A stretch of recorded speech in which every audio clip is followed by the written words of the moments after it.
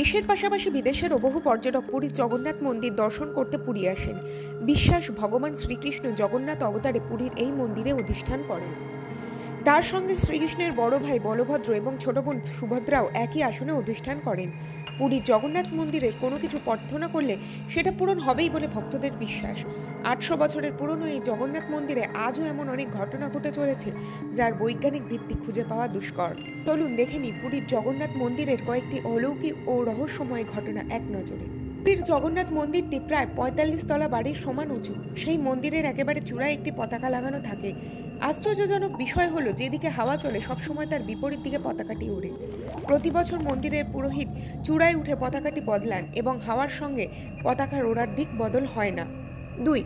মন্দিরের ছায়া দেখা যায় না। জগন্নাথ মন্দিরটি প্রায় 4 লক্ষ বর্গফুট এলাকা জুড়ে বিস্তৃত এবং 214 ফুট উঁচু। অথচ এই মন্দিরের চূড়ার কোনো ছায়া দেখা যায় না, যা সাধারণ বিজ্ঞানের সাথে মেলে না।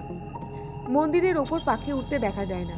যে কোনো উঁচু বাড়ি হোক বা মন্দির, তার ওপর দিয়ে পাখি ওড়ার ঘটনা সাধারণ ব্যাপার, কিন্তু পুরীর জগন্নাথ মন্দিরের চূড়ায় কখনো কোনো পাখি বসতে দেখা যায় না। এমনকি মন্দিরের ওপর দিয়ে কোনো পাখি উঠতে দেখা যায়নি।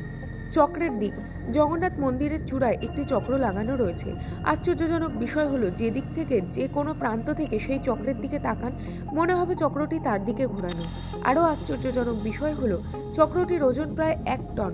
12 শতকের মন্দিরটি তৈরির সময় এটি চূড়ায় বসানো হয়েছিল, কিন্তু সেই সময় প্রযুক্তির বিশেষ উন্নত ছিল না। ফলে কিভাবে চূড়ায় ওপর অত ভারী চক্রটি বসানো হলো তা নিয়ে সংশয় রয়েছে। কাঠের মূর্তি।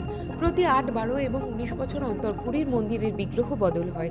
অর্থাৎ পবিত্র নিম গাছের কাঠ দিয়ে জগন্নাথ দেব, বলভদ্র এবং সুভদ্রার নবকলেবর তৈরি করা হয়, আর পুরনো মূর্তি কৈলি বৈকুণ্ঠের কাছে পুঁতে দেওয়া হয়। আশ্চর্যজনক বিষয় হলো, জগন্নাথ দেবের নবকলেবরের জন্য যে গাছটি নির্বাচিত করা হয়, সেটি মন্দির কর্তৃপক্ষের নির্ধারিত এক কাঠুরে গোপনে 21 দিন ধরে কাটেন, কেউ জানতেও পারে না। মূর্তি বদল। নবকলেবরের পর মূর্তি বদল করা হয় বিশেষ নিয়ম মেনে। জগন্নাথ মন্দিরের প্রবীণ পুরোহিতের চোখ বেঁধে হাতে দস্তানা পরিয়ে মূর্তি বদল করা হয়।